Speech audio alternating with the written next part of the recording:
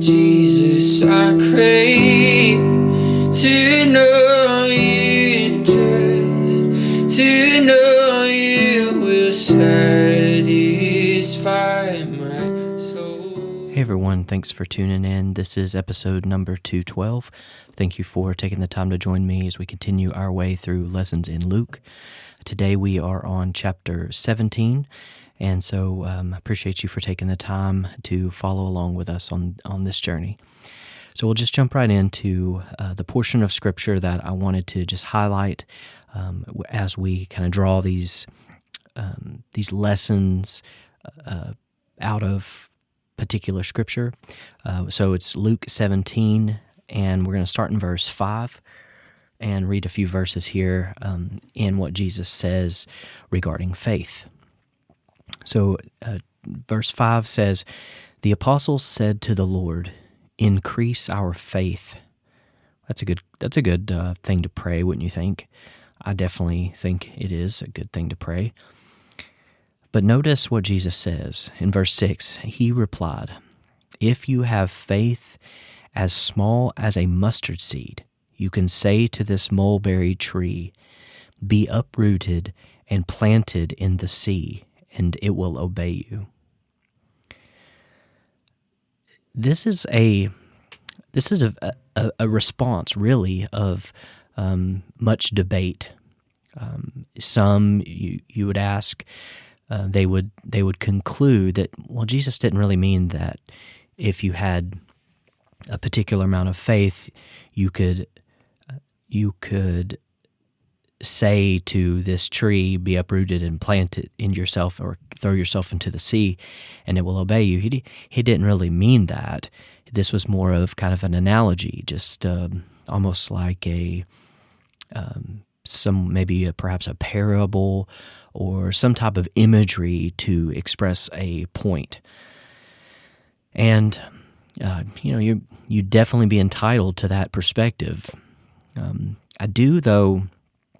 Now, those same people will kind of justify that perspective, when they look into the book of Revelation, and they'll say, well, you can't take everything explicitly as it says, because, well, there's a lot of imagery in the book of Revelation. So they feel justified in saying, well, there's imagery in other places. It doesn't necessarily mean explicitly what it says. And again, there's some fairness in that perspective.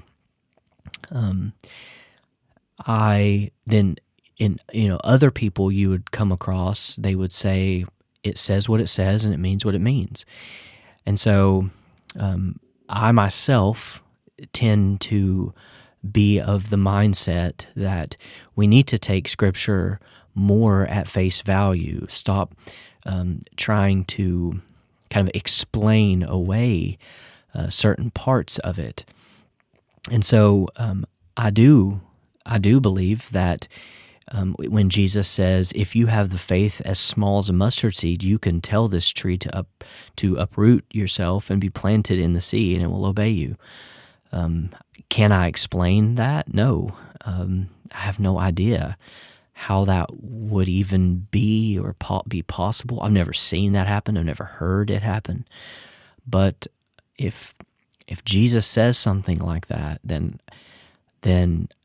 I must believe what he says. Now, it doesn't mean that we understand what he says, and we can wrestle with that. We can try to seek understanding, and I think that's important to do.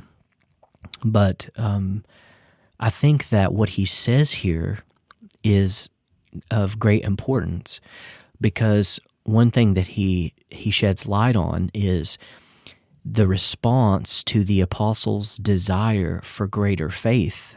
Like I said, that's an incredible thing to ask for, more faith. Who doesn't want more faith? And without faith, it's impossible to please God. So this should be a very pleasing thing to ask for. But what is Jesus doing here? I believe that what he is doing is he's trying to recalibrate what is possible inside of faith, even a faith as small as a mustard seed. He's saying with such a small faith as that, in the thing that would most completely blow your mind to see or participate with is absolutely possible.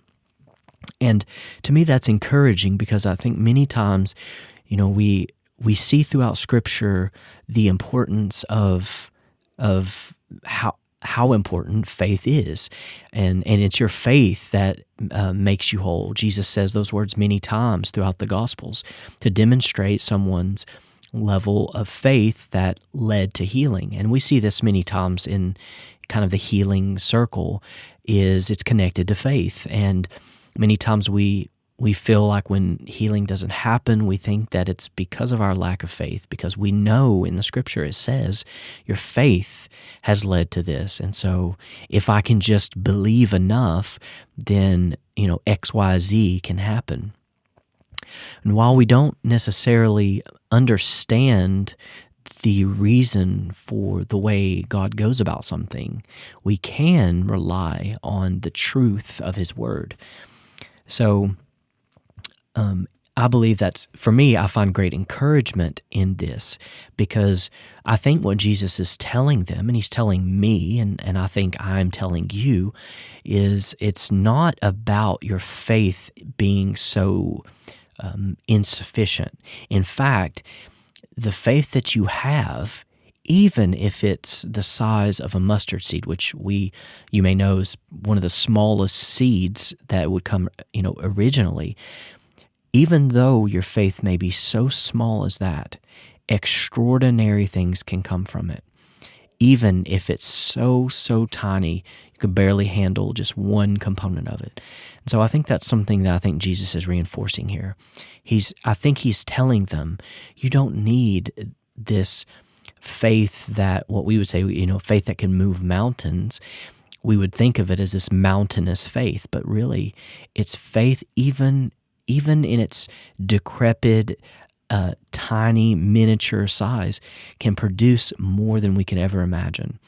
So I would just ask that we would each not be discouraged by what feels like a lack of faith that we have, but that we would be reminded that even with faith that's so tiny, God can take it and do incredible things, so that we could find encouragement and kind of a fresh wind in that place, and not feel that things may or may not happen because of our insufficiency. We can take comfort in knowing that it's not because of our faith.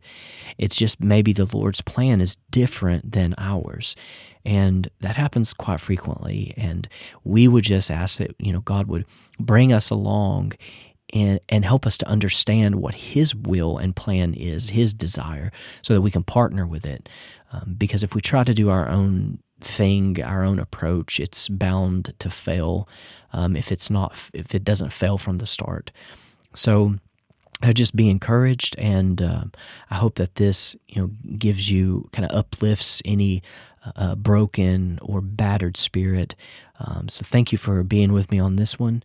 Stay encouraged, and realize and remember, your faith, even if it's the tiniest thing that you can handle, is capable of doing incredible things that you never dreamed possible.